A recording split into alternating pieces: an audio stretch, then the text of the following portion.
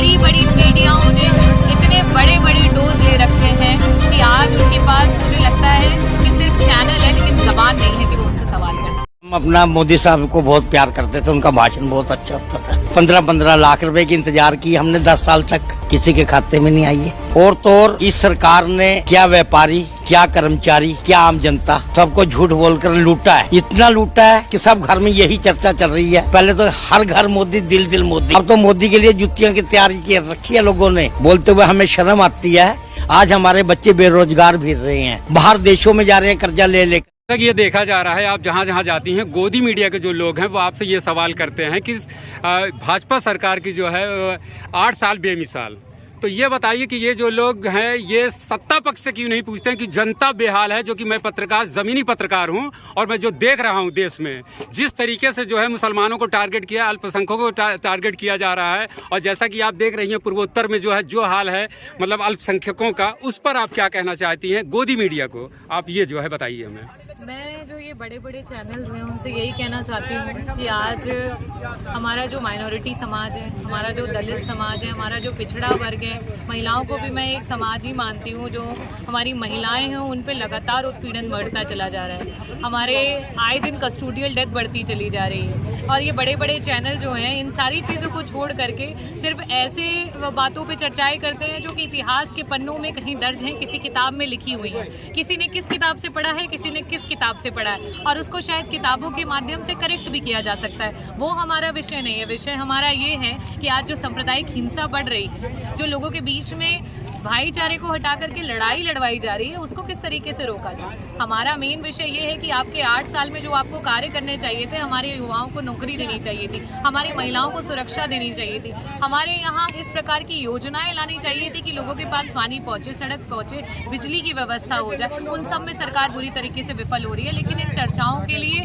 बड़ी बड़ी मीडियाओं ने इतने बड़े बड़े डोज ले रखे हैं कि आज उनके पास मुझे लगता है कि सिर्फ चैनल है लेकिन जबान नहीं है कि वो उनसे सवाल कर सके। सत्ता पक्ष से सवाल नहीं करते, ये विपक्ष से सवाल करते हैं। मेरा एक सवाल और है कि जो है मछली शहर का जो है 2 प्रॉब्लम, सबसे बड़ा प्रॉब्लम है। एक तो जौनपुर का ब्रिज जो है, अब हम लोग जाते हैं कभी भी जौनपुर तो यहाँ 2 घंटे, कम से कम 1 घंटे कभी कभी फंस जाते हैं। और बादशाहपुर मरीज जो होते हैं वो जो है जाना होता है उन्हें इलाहाबाद या बनारस या जौनपुर जाना होता है तो रास्ते में डेथ हो जाती है। और बड़े बड़े वादे जो है योगी जो है इलाहाबाद बादशाहपुर में आके जो है उन्होंने वादा किया, लाखों करोड़ रुपए का जो है योजना का जो है घोषणा कर दिया। उसके बाद मछली शहर में आके घोषणा जौनपुर में किए, लेकिन आज तक डबल इंजन की सरकार 2 ब्रिज नहीं दे पाई। उस पर क्या कहेंगी? और आपसे एक सवाल और है कि आपने जो है अपने जो है चुनाव में एक वादा किया था मछली शहर में सबसे हाईटेक जो है वो आँख का अस्पताल देने के लिए, वो आँख का अस्पताल आप दे चुकी हैं और इसमें कितनी लागत आएगी ये बताइए। और ब्रिज के बारे में आप जरूर बताइए जो सबसे बड़ा प्रॉब्लम है। डबल इंजन की सरकार है यहाँ पे। देखिए, बहुत ही दुर्भाग्यपूर्ण है कि यहाँ पे डबल इंजन की सरकार में उत्तर प्रदेश सरकार के मिनिस्टर भी हैं जिले में, और वो पहली बार नहीं दूसरे बार मिनिस्टर हैं। और इसके बावजूद भी अभी तक जो बेसिक हमारे प्रॉब्लम्स हैं उसको नहीं सॉल्व किया गया। ओवरब्रिज की प्रॉब्लम बहुत बड़ी प्रॉब्लम है, क्योंकि कई बार लोग जो हैं उन्हें बनारस भी रेफ़र किया जाता है, आसपास के ज़िलों में रेफ़र किया जाता है। लेकिन दिक्कतें यहाँ इस कदर तक की हैं कि लोग विधानसभाओं से आपके डिस्ट्रिक्ट अस्पताल तक नहीं पहुँच पा रहे हैं, तो दूसरे ज़िलों तक जाना तो बहुत दूर की बात है। और डबल इंजन की सरकार को आपकी सेहत, आपकी जान से कोई फ़र्क नहीं पड़ता। उन्हें सिर्फ अपने वोट बैंक और किस तरीके से उसे बरगला करके, उसे बेवकूफ़ बना करके, उसका इस्तेमाल करके उस वोट को ले लें, बस इसी से फ़र्क पड़ता है। और रही बात आई हॉस्पिटल की, आई हॉस्पिटल का पूरा लागत जो है ऑन पोर्टल है, उसमें जो मेन कंस्ट्रक्शन के लिए अमाउंट आया है वो 1 करोड़ 60 लाख का अमाउंट है।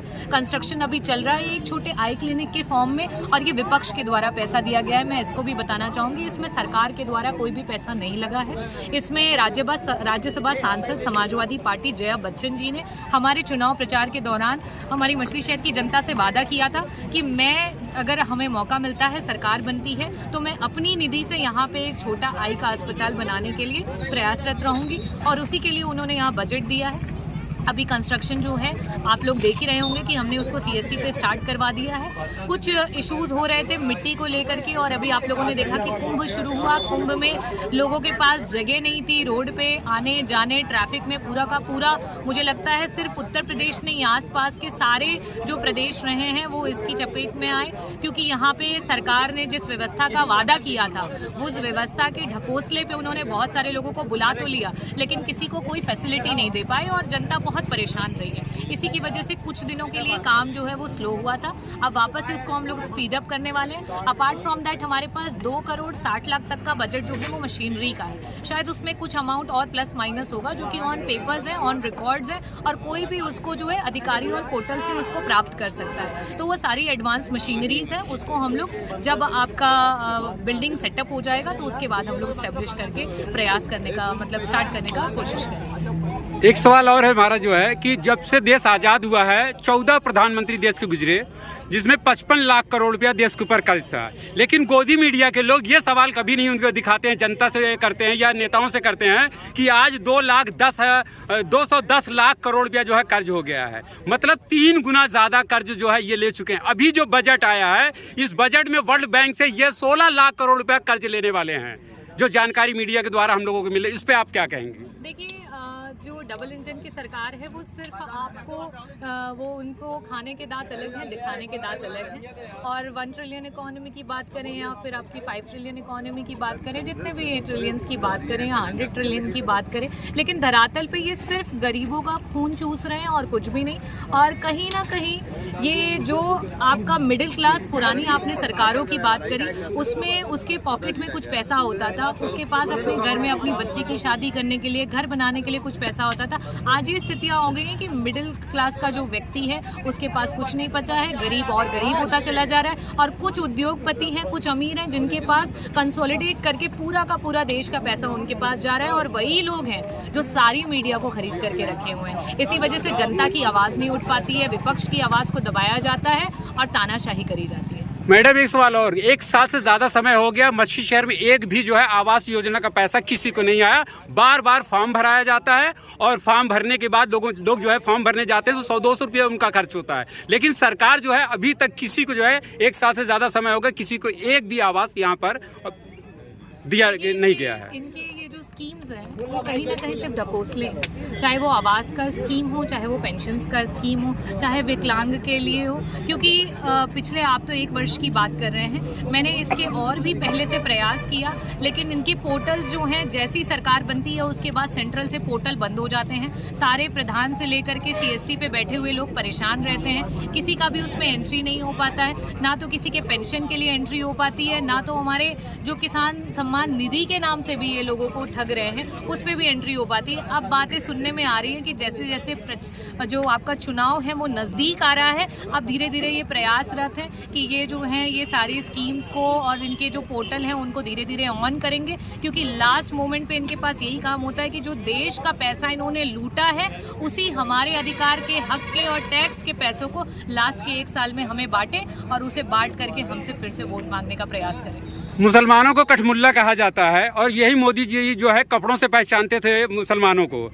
आज मोदी जी जो है उनको किट बांट रहे हैं और ये सिर्फ जो है गोदी मीडिया के लोग दिखा रहे हैं किट है, इनके ये नहीं ये आके क्षेत्र में जो है पता करते हैं कि मुसलमानों को कौन सा किट मिला। मछली शहर में जो मैं यहाँ पर रेगुलर रहने वाला हूँ, यहाँ का निवासी हूँ और यहाँ आसपास के क्षेत्रों में मैं जो है पत्रकारिता करता हूँ, मैं आज तक नहीं देखा कि किसी को एक किट मिला हो। क्या आपके पास कोई पैसा मिला आदमी की जो कहना मतलब किट में जो है मोदी की मिली हो उनको, कि खाली ये ढकोसलाबाजी है? मेरे संज्ञान में तो ऐसा कुछ भी नहीं है। और साथ ही साथ जो इस तरीके के शब्दों का प्रयोग करते हैं वो शायद भूल जाते हैं कि उर्दू के प्रयोग जो वो खुद अपने भाषणों में कई बार करते हैं, और कहीं ना कहीं जिस समय उनके बजट पास होते हैं और वो शेर व शायरी से तारीफ़ें लूटते हैं और टेबल थपथपाते हैं, उस समय भी वो उसी शब्दों का प्रयोग करते हैं। तो आपको खुद समझना चाहिए कि आप क्या कर रहे हैं, और अगर आपको ऐसा लगता है कि ये देश जो है आपकी नफ़रत से चलेगा तो वो नफ़रत से नहीं चलेगा। ये देश सौहार्द से चलेगा, भाईचारे से चलेगा, सेक्युलरिज्म से चलेगा, संविधान से चलेगा। बाबा भीमराव अंबेडकर जी ने जो सबको अधिकार दिया है उस अधिकार से चलेगा। आपने जो है विधानसभा में जो है उर्दू के ऊपर जो है प्रश्न जवाब दिया था, जो इन्होंने कहा था कि मुसलमानों का जो है उर्दू जो है मुसलमान बोलते हैं, ये मुसलमानों का वो है। तो उसमें जो है सबसे बड़ी बात तो ये है कि ये जो उर्दू ज़बान है या हिंदी ज़बान है, मैंने ये नहीं कहा था कि मुसलमान बोलते हैं, मैंने कहा था हमारा देश जो है जिस तरीके से अंग्रेज़ी उसको जितनी उसको हिंदी प्यारी है उतना ही उसको जो है उर्दू से भी प्रेम है और अंग्रेज़ी सीखने से भी नहीं घबराता है। और मैंने साथ में ये भी कहा था कि अब हिंदू हो या मुसलमान हम शीश नहीं झुकने देंगे और कसम तिरंगे झंडे की ये देश नहीं झुकने देंगे और बटने देंगे, यही बात कही थी मैंने। ओके, हमारे चैनल से बात करने के लिए बहुत बहुत धन्यवाद।